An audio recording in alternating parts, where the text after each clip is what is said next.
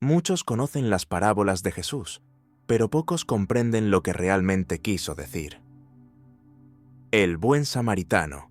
Lucas 10:25 a 37. Un hombre descendía por el camino que iba de Jerusalén a Jericó, una senda peligrosa, llena de piedras y recodos, donde los ladrones solían esconderse. Fue atacado, golpeado y dejado medio muerto al costado del camino. Al poco tiempo pasó un sacerdote. Servía en el templo, acostumbrado a rituales, cánticos y oraciones. Vio al herido, pero desvió la mirada.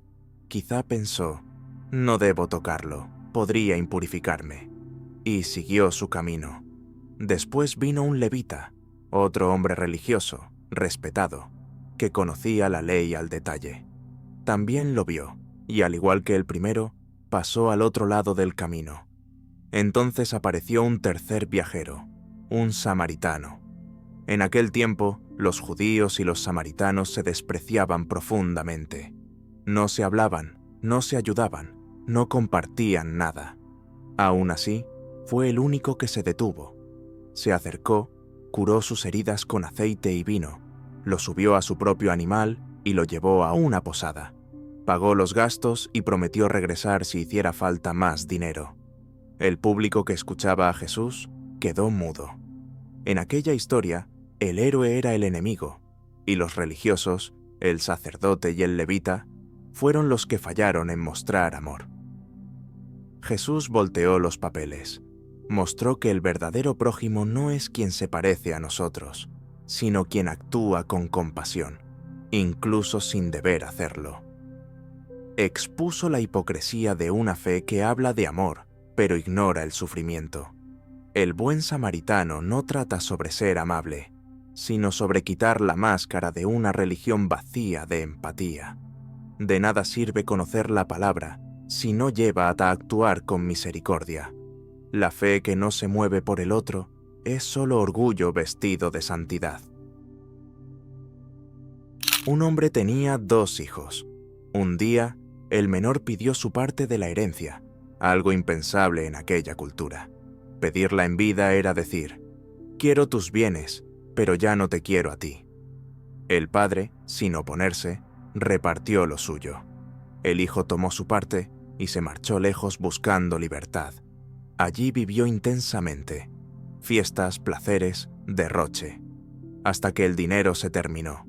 Llegó el hambre y acabó cuidando cerdos, el trabajo más humillante para un judío. Deseaba comer lo que los animales comían, pero nadie le daba nada. Fue entonces cuando reaccionó. Recordó su hogar, donde hasta los empleados vivían mejor. Decidió regresar y ensayó su confesión. Padre, he pecado contra el cielo y contra ti. Ya no merezco ser llamado tu hijo. Pero antes de que terminara su discurso, el padre corrió a su encuentro, algo poco común para un anciano respetable. Lo abrazó, lo besó, le puso un anillo, ropa nueva y ordenó una fiesta. El hijo que merecía rechazo recibió perdón, pero el hermano mayor, fiel y trabajador, se enojó. Nunca desobedeció, pero tampoco tuvo una celebración. En el fondo, no buscaba comunión, sino recompensa. El padre le dijo con dulzura, «Todo lo mío es tuyo», pero era necesario alegrarse, porque tu hermano estaba muerto y ha revivido. Jesús contó esto rodeado de fariseos, hombres convencidos de su rectitud. El hijo pródigo representa al pecador arrepentido. El hermano mayor, al religioso que cree comprar el amor de Dios. La parábola revela una verdad incómoda. La gracia no es justa, es escandalosamente generosa, y quien no la acepta termina quedando fuera de la fiesta. Jesús comparó el reino de Dios con una diminuta semilla de mostaza, un grano casi invisible entre los dedos, pero que, al caer en tierra, crece y se extiende rápidamente. Los oyentes sabían bien lo que era esa planta, no un árbol majestuoso, sino una hierba invasora, difícil de controlar. Crecía en todas partes y ocupaba los campos. Jesús usó esa imagen para mostrar que el reino no estaría limitado por templos, sacerdotes ni imperios. Sería una fuerza viva que brotaría donde menos se espera, invadiendo el mundo desde dentro, transformando a la gente común en portadores de la presencia divina. Los pájaros que anidan en sus ramas representan a toda clase de personas que hallarían refugio en ese reino, santos y pecadores, débiles y fuertes. Jesús estaba diciendo: mi reino se extenderá, nadie podrá detenerlo.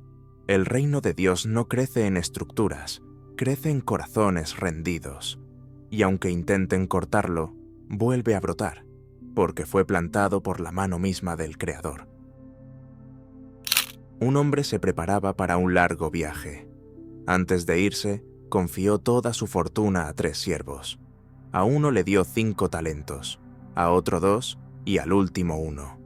En aquel tiempo, un talento equivalía a 20 años de salario. Era una cantidad enorme. Los 2 primeros sirvientes se pusieron a trabajar enseguida, invirtieron y duplicaron lo recibido. Pero el tercero, con miedo, cavó un hoyo y lo enterró.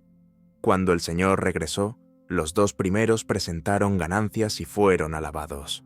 Bien, siervo bueno y fiel. El último devolvió exactamente lo mismo que había recibido. Dijo: tuve miedo. Pensé que eras un hombre severo. El maestro no lo reprendió por no ganar más, sino por no confiar. Su problema no fue falta de talento, sino una visión distorsionada del carácter del Señor. Lo veía como un tirano, no como un padre generoso. Jesús mostraba algo profundo. Muchos no fracasan por falta de dones, sino por miedo. Entierran lo que Dios les dio: tiempo, talento, fe, porque creen que Él exige demasiado. Pero el verdadero siervo arriesga por amor, no se protege por temor.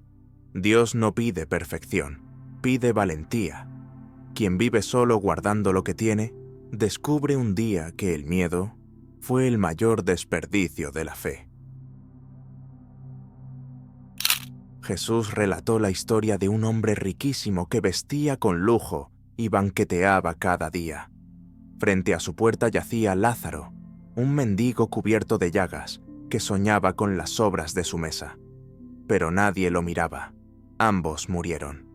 El pobre fue llevado por los ángeles a un lugar de consuelo, y el rico despertó en tormento. Pidió una gota de agua, pero ya era tarde. El abismo que antes era indiferencia, ahora era eternidad. Esta parábola no solo habla de cielo e infierno, sino de la ceguera espiritual causada por la riqueza. En aquellos tiempos se creía que los ricos eran bendecidos y los pobres malditos.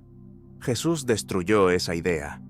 El rico no fue condenado por robar, sino por ignorar. Vio el dolor cada día y lo evitó. La peor crueldad no es el odio, es la indiferencia. Jesús advertía a los religiosos que confundían prosperidad con favor divino. Y hoy su mensaje sigue vivo. No es lo que posees lo que muestra tu fe, sino cómo reaccionas ante la necesidad que ves. El reino de Dios no mide el éxito por el estatus, sino por la compasión. Y quien cierra los ojos al sufrimiento, podría un día despertar en silencio eterno. Jesús describió el fin de los tiempos como un rey sentado en gloria, separando a las personas como un pastor separa las ovejas de las cabras.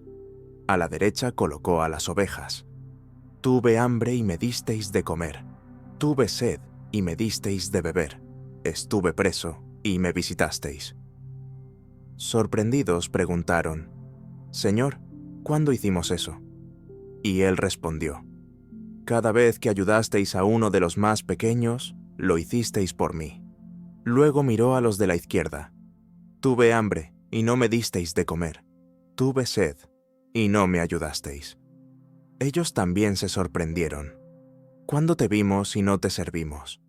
El rey respondió: cuando no lo hicisteis por uno de estos pequeños, no lo hicisteis por mí.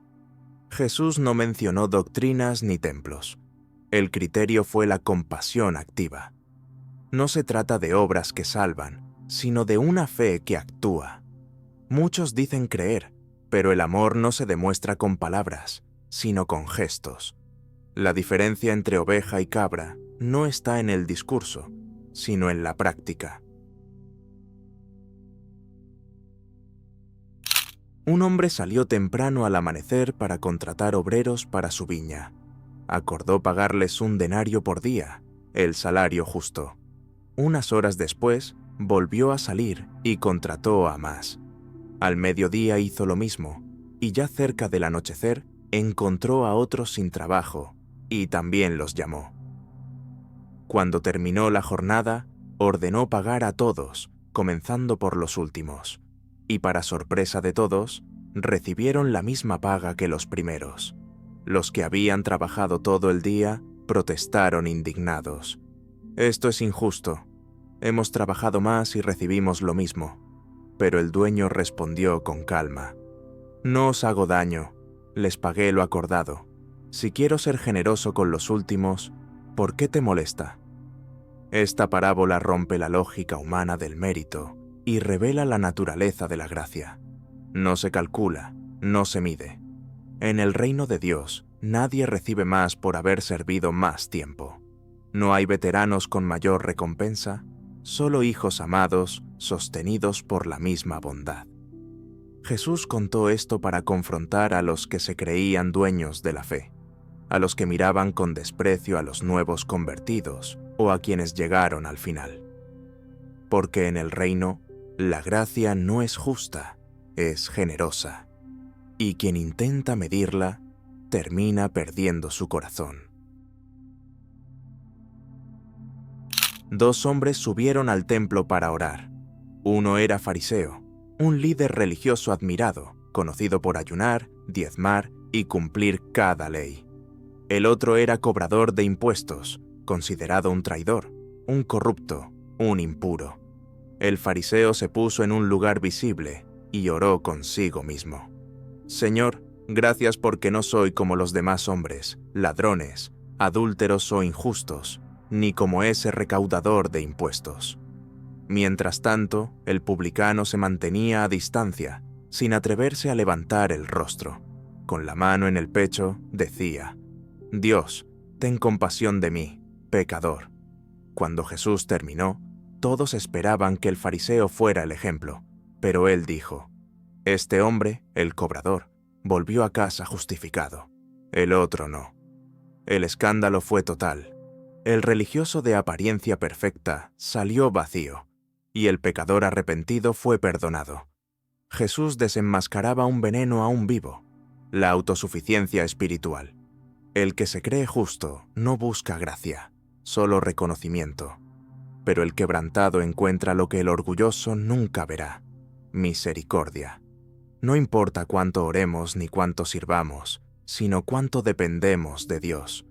La oración más poderosa sigue siendo: «Señor, ten misericordia de mí». Jesús habló de un siervo que debía al rey una suma enorme, una deuda imposible de pagar en toda una vida. El rey ordenó venderlo junto con su familia, pero el siervo se arrodilló suplicando: «Ten paciencia conmigo». Movido a compasión, el rey le perdonó todo. Sin embargo, ese mismo hombre salió y encontró a un compañero que le debía muy poco, apenas unas monedas. Lo tomó del cuello exigiendo pago inmediato. El otro le rogó con las mismas palabras: «Ten paciencia conmigo». Pero no quiso escucharlo. Lo hizo encarcelar. Cuando el rey se enteró, se enfureció: «Siervo malvado, yo te perdoné todo, ¿y tú no tuviste misericordia?». Y lo entregó al castigo. Jesús concluyó diciendo que lo mismo sucederá con quien no perdona de corazón. Esta parábola es un espejo.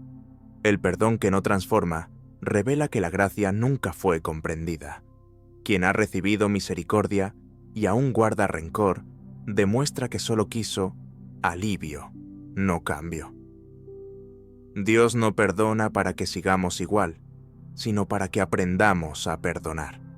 Y quien no extiende la gracia que recibió, muestra que nunca la conoció realmente. 2 hombres decidieron edificar una casa.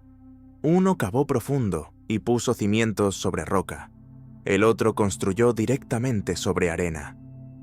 Cuando llegaron las lluvias y los vientos soplaron, la diferencia quedó clara. La casa sobre la roca permaneció. La que estaba en la arena se derrumbó. Ambos escucharon las mismas palabras. Ambos tuvieron acceso a la verdad. La diferencia no fue el conocimiento, sino la obediencia. Jesús no hablaba de albañilería, sino de la vida espiritual. Hay quienes admiran sus enseñanzas, pero no las practican. Y hay quienes, aun con fallos, las viven sinceramente. Muchos aparentan solidez, pero el primer viento revela su fragilidad. La roca representa la obediencia, la arena, la emoción pasajera. Oír no es creer, y creer no siempre es obedecer. Lo que no está cimentado sobre la roca no resiste la tormenta. Jesús relató que 10 jóvenes esperaban al novio para la boda. Todas tenían lámparas encendidas, pero solo 5 llevaron aceite extra. Las otras 5 pensaron que con lo justo bastaría. El novio tardó, la noche se alargó y todas se durmieron. A medianoche se oyó un grito. ¡El novio viene! Las 10 se levantaron y encendieron sus lámparas, pero las necias descubrieron que su aceite se había acabado. Pidieron a las prudentes, compartan un poco del suyo. Pero escucharon. No se puede, compren el vuestro. Mientras iban a comprar, el novio llegó. Las que estaban listas entraron con él, y la puerta se cerró. Cuando las demás regresaron, gritaron: «Señor, ábrenos». Pero él respondió: «No os conozco». Puede parecer duro, pero la historia enseña una verdad esencial. La fe no se presta. Cada uno necesita su propio aceite, su comunión, su relación, su vigilancia. Las insensatas simbolizan a quienes viven de apariencia, esperando resolverlo todo al final. Pero la relación con Dios no se improvisa. Quien deja la búsqueda para después, llega tarde. Vigilar no es vivir con miedo, sino con disposición. No es esperar el fin, sino estar despierto cada día. Porque quien se acostumbra a la demora del novio, termina durmiéndose con el mundo. Un rey preparó un gran banquete para la boda de su hijo. Envió invitaciones a los primeros convidados, pero todos se negaron. Algunos dijeron estar ocupados, otros se burlaron y unos incluso maltrataron a los mensajeros. El rey, indignado, dijo: «Todo está listo, pero los invitados no quisieron venir. Id y traed a todos los que encontréis, buenos y malos». Así, las calles se llenaron de personas sencillas, extraños, desconocidos. La fiesta comenzó, pero cuando el rey entró, notó a un hombre sin la vestimenta adecuada. Le preguntó: «Amigo, ¿cómo entraste aquí sin traje de boda?». El hombre guardó silencio. Entonces el rey ordenó que lo sacaran. ¿Por qué esa reacción? Porque en esa cultura, el anfitrión proveía la ropa. Rechazarla era despreciar el honor del rey. La parábola habla de una invitación universal, la gracia ofrecida a todos, pero también recuerda que entrar en el reino implica transformación. No basta con asistir a la fiesta, hay que estar revestido de un corazón nuevo. Jesús mostró 2 peligros espirituales: los que rechazan la invitación y los que entran sin cambiar. Ambos desprecian la gracia. Uno por orgullo, otro por indiferencia. El banquete representa el reino, las vestiduras, la justicia y la vida nueva. La invitación sigue abierta, pero quien quiera participar debe dejar atrás las ropas viejas de la autojusticia.